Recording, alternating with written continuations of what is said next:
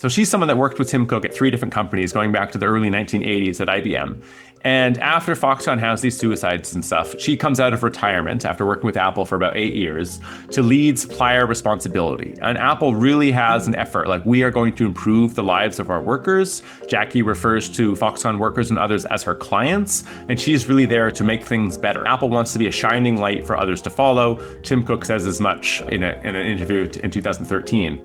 It doesn't go as planned, is the short answer. She runs up against 2 major problems. One is the operational demands of Apple's culture.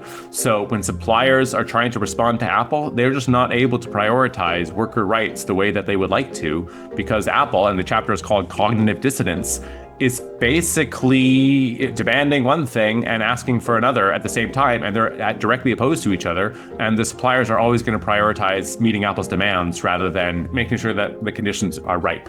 The other thing, probably just as consequential, is that this coincides with sort of the end of Xi Jinping's first term and the beginning of his second term, where he's really going after civil society groups in China, really flexing his muscles and making it difficult for people protesting in the streets, demanding worker rights, demanding reforms, and saying, we're Marxists. This is what you taught us in school, and we demand better lives and better conditions in Chinese factories.